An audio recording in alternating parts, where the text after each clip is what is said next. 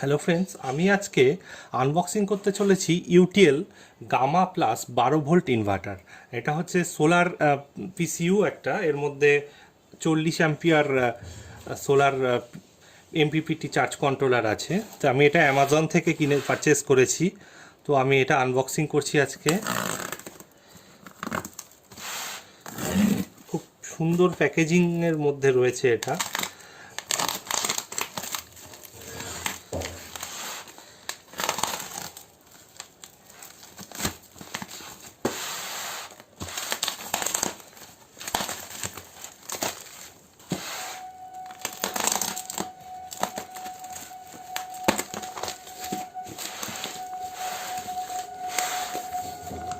এটা আনবক্সিং খোলা হয়ে গেল। এর মধ্যে যেটা আছে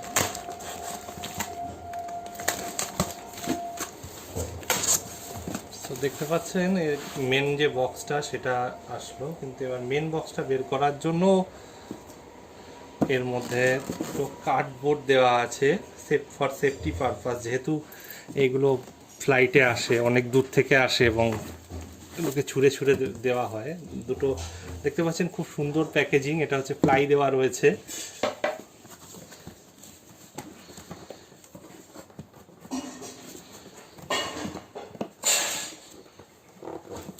এদিকেও একটা প্লাই দেওয়া রয়েছে যাতে কোনো রকম আঘাত থেকে বেঁচে যায়, এবং তলাতেও কুশনিং রয়েছে।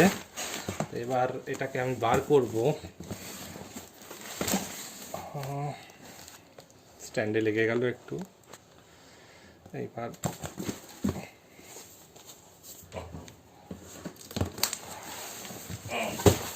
এইবার এটাকে আমি বার করলাম।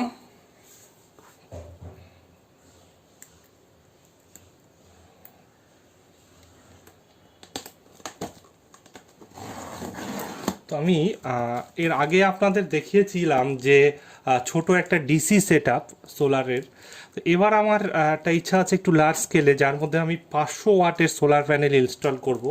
তো পরপর আমি ভিডিওগুলো আপনাদের দেব, এবং সবশেষে কত কি কস্ট আমার পড়লো, আপনারাও চাইলে কিভাবে লাগাতে পারবেন সম্পূর্ণ নিজের চেষ্টায়, বাইরের কোনো টেকনিশিয়ান না ডেকে। তো আপনারা সেটা সেই উপায়টাও আমি আপনাদের বলে দেবো। এখন আমি দেখে নেব। এই যে হচ্ছে ইনভার্টারটা, যা এটা খুলে গেল। ইনভার্টারটা একদম খুব সুন্দর প্যাকেজিংয়ের মধ্যে রয়েছে, খুব যত্ন করে ওরা প্যাকেজিং করেছে।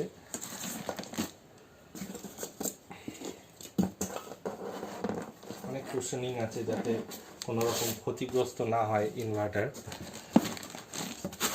অ্যাকচুয়ালি ক্ষতিগ্রস্ত হলে আমার থেকে ক্ষতি ওদের বেশি, কারণ আমি তো রিটার্ন করে দেবো।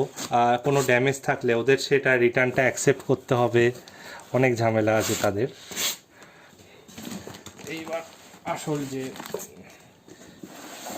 তো এটা প্রচণ্ড ভারী, বার করতে খুব সমস্যা হচ্ছে।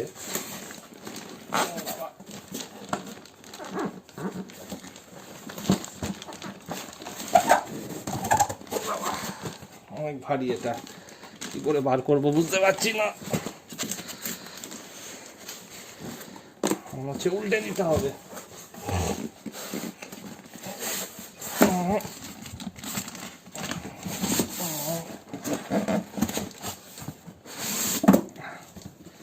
এটাকে বলে বার করার নিনজা টেকনিক। জাস্ট উল্টে দিলাম, এবার আবার এটাকে সোজা করে দেবো।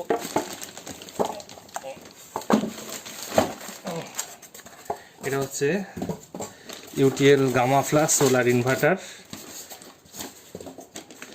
এটা আমি একদমই এই জীবনে প্রথম এটা কিনলাম। সো এটার ব্যবহার সম্পর্কে কিছু আইডিয়া আমি ইউটিউব থেকে পেয়েছি, তো একদম আমি নতুন। সো আমি একটা ভিডিও করব এটার কি করে কি অ্যাডজাস্ট করে, সেটা আমি আপনাদের সবাইকে দেখাবো।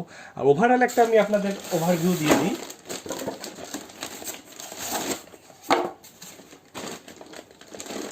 প্রচণ্ড ভারী, মনে হচ্ছে 15-20 কেজি ওজন হবে এটার।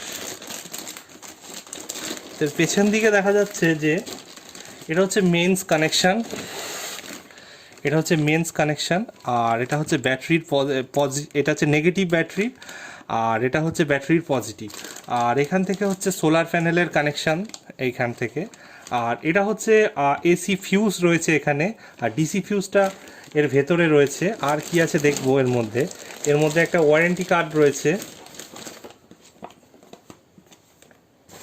আর দেখতে পাচ্ছি না সেরকম। আমি তো জানতাম যে ডিসি ফিউজ কিছু ওরা এর সাথে দিয়ে দেয়, কিন্তু এর সাথে তো দেখতে পাচ্ছি না। হ্যাঁ আছে মনে হচ্ছে, না এটা তো ডিসি ফিউজ নয়, এটা তো হ্যাঁ আছে। এই যে এর মধ্যে ডিসি ফিউজ দেওয়া রয়েছে,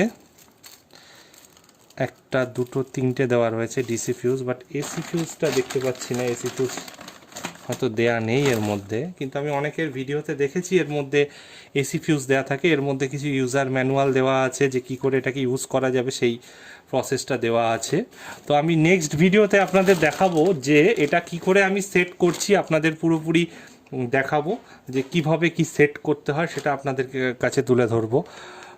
সো এই ভিডিওটাই এতটাই, আশা করি আপনারা জিনিসটা দেখেছেন। এবং এটা আমার যেটা পার্সোনাল মত বলে, কম বাজেটের মধ্যে সব থেকে মানে সস্তার MPPT charge controller including inverter, এটা সোলার পিসিইউ।